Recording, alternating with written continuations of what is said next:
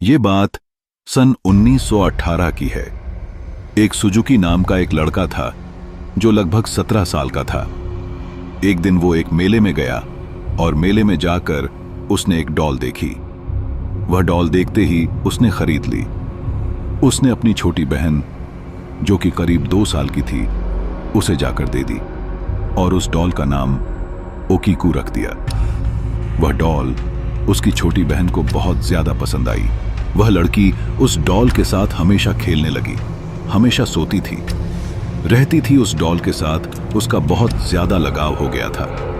1 साल बाद जब वह लड़की करीब 3 साल की हुई तो उसे एक बीमारी लग गई। उसे जोरों से बुखार आने लगा। इसी कारण अचानक से उसकी मृत्यु हो गई। जापान की प्रथा के अनुसार जब कोई भी मरता है तो उससे जुड़ी हुई चीज उसके साथ दफना दी जाती है और इसी के अनुसार इस डॉल को भी उसके साथ दफना दिया जाना चाहिए था। लेकिन ऐसा नहीं हुआ। कारण कुछ भी हो, उस डॉल को उसी के कमरे में रख दिया गया। 1 साल बाद जब उस लड़की की मां ने उसके कमरे को खोला और उसकी डॉल को उसके मेज पर जब पड़ी हुई देखी, उस डॉल को देखते ही वह हैरान रह गई। आखिर क्यों वह हैरान रह गई?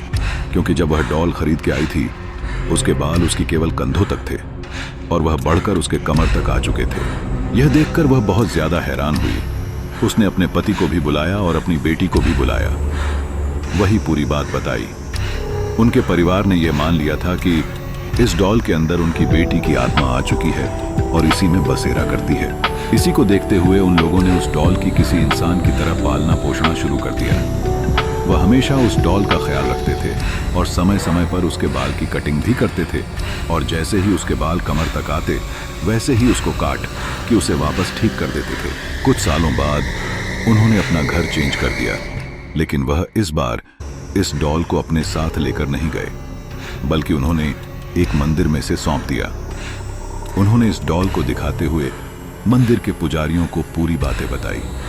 पुजारियों ने भी जब यह देखा कि इस दौर के सच में बाल बढ़ रहे हैं तो उन्होंने इस डॉल को रख लिया। आज भी यह डॉल इवामेजावा नामक एक मंदिर में पाई जाती है, जहां इसे देखने के लिए दूर दूर तक लोग आते हैं और आज भी पुजारी इसके बाल काट के इसे वापस वैसे ही कर देते हैं।